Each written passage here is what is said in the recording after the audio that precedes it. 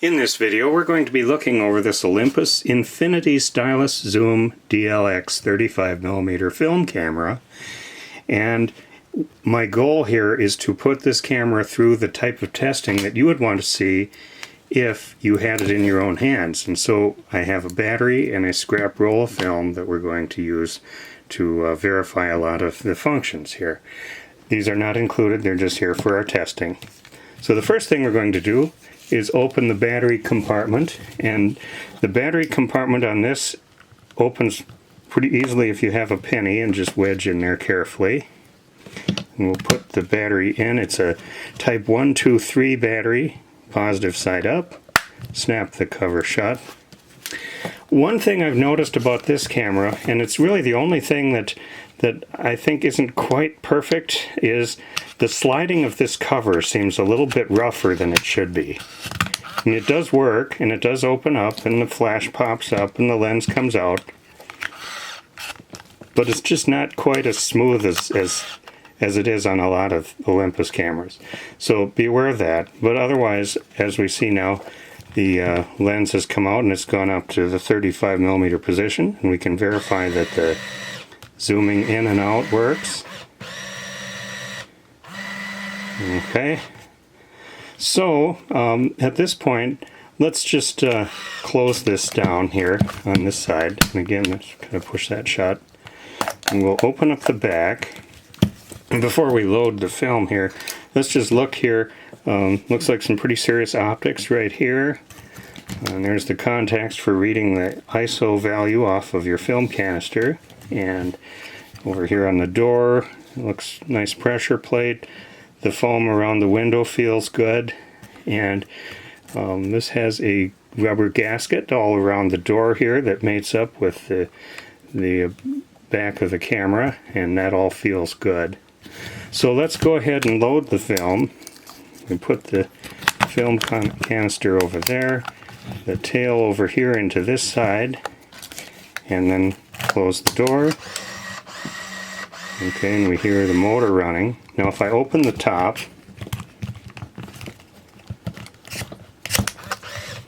okay, now it comes up to picture number 1. And it's got the flash here as auto. Just to make sure that it's going to flash so we can demonstrate that, I'm going to switch this to fill-in flash, so then it will for sure fire when I point it at us here and push the button. Okay, and it did. It sometimes takes a second or so for that to charge up and be ready to flash. So now that we've seen the flash work, I'm going to shut the flash off for the rest of our testing so that we're not depleting the battery and that sort of thing. One thing I should do is check the self-timer, and so we've got a little button right here. So if we push that, it brings up that little timer icon there along with a little remote. I don't have a remote for this, but with that timer activated, now if we point this at us here and just push the shutter button, you see this red light came on, and now we'll just watch it complete the cycle. It'll start blinking pretty soon. There it goes. And we saw the lens move in here to focus, and also the shutter activate.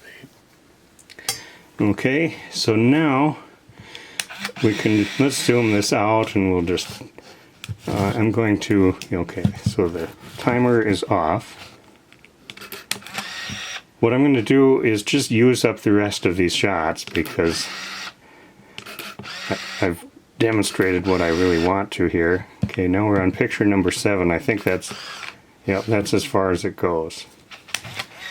So what it does is it closes up everything and then starts counting back here. And there's a picture number 1, and eventually it will go to E. I heard it break free there, so it's now safe to open this up, and the film is all rewound back into this cartridge. So if this were a good roll film, we'd have that processed and we'd have good pictures. One thing that I didn't try on here yet and that I want to demonstrate is this one does have this quartz date here. And now if I take a little thing and push this tiny button here on the mode, we can see it comes up 8911. That would have been January 1st, 1989. That's quite a long time ago. And now if I hold the mode button down, the 89 is flashing. And so then I can use this set button, and it's counting up through the years. Unfortunately, there it's at 19, there it's at 20, and then it reverts back to 89. So the quartz date feature on this will no longer show the correct date because it only goes up through the year 2020. It does all work. If you wanted to, you can step through here and set the month and set the date. But most likely what you're going to want to do with this is just set this to all dashes like that, and then it won't try to imprint anything on your pictures. So we will now close up the camera, slide the cover over, and it does have a pretty nice long strap, and we'll take that battery back out since that's not included. Battery compartment is nice and clean, and the door snaps shut properly. So all in all, a fairly nice example of the Olympus Infinity Stylus Zoom DLX. The only issue being that it seems a little bit rough sliding this cover, as I demonstrated and you saw a few times.